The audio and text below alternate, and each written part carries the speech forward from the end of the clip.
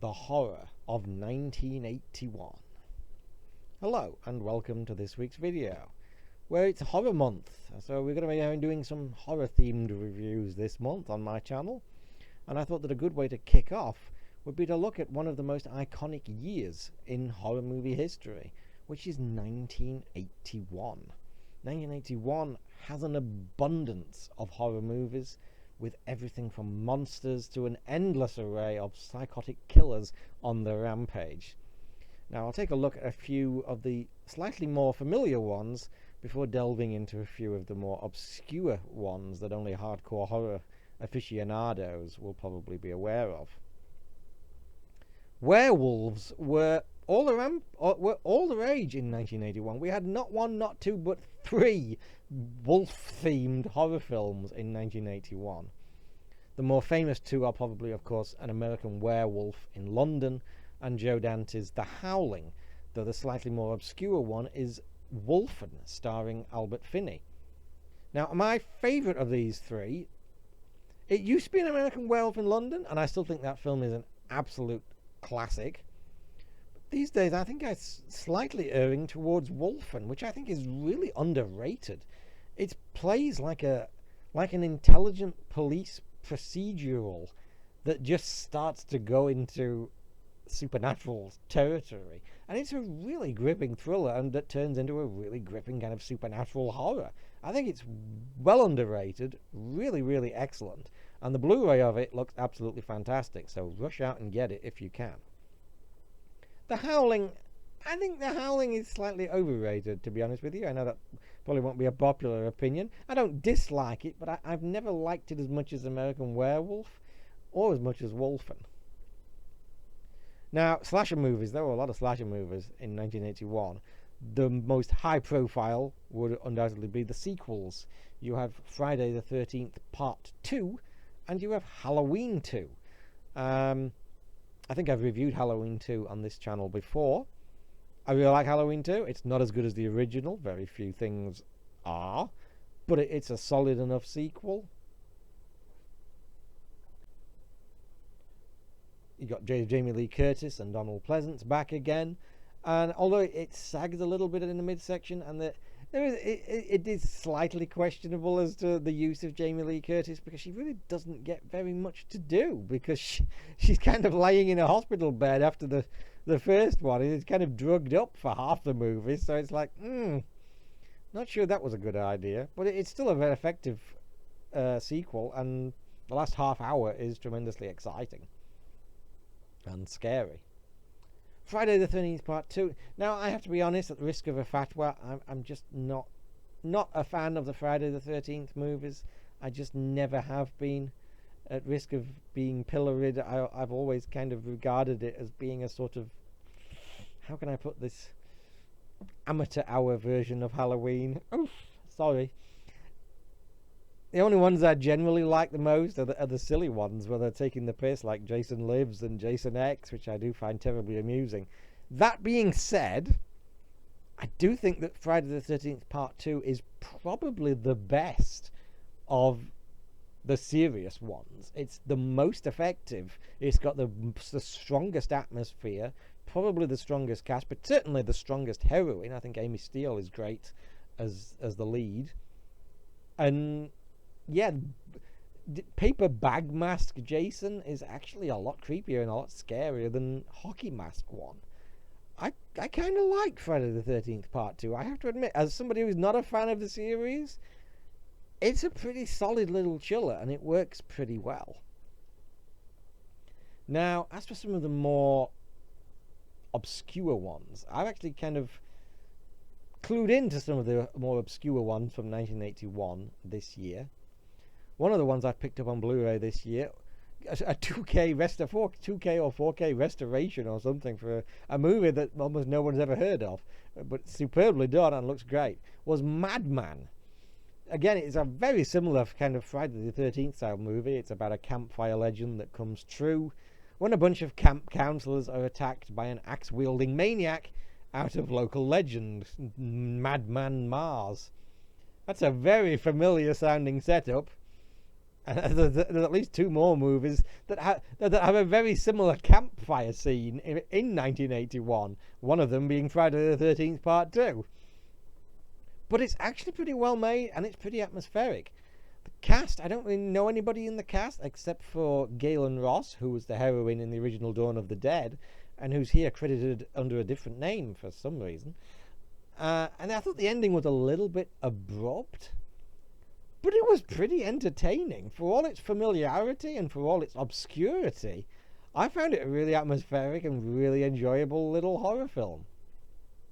Really liked that one. Another one that I picked up on, one I have heard of before, but I've never got around to watching, but I picked it up again on Blu-ray this year, was Just Before Dawn. 5 youngsters head up to the mountains for a camping trip. Stop me if you've heard this one before. It's all fun and games until the local inbred maniac comes out with a machete. Again, the setup is very familiar, but again, it's nicely atmospheric. It does take a little while to get going, I'd say, probably more so than Madman. But I did really like the midpoint twist, which actually made me gasp because I didn't know about it. I mean, I suppose a lot of people who've read about the film will have learned about the twist, but I didn't know it, and so it actually made me... they got me, you know.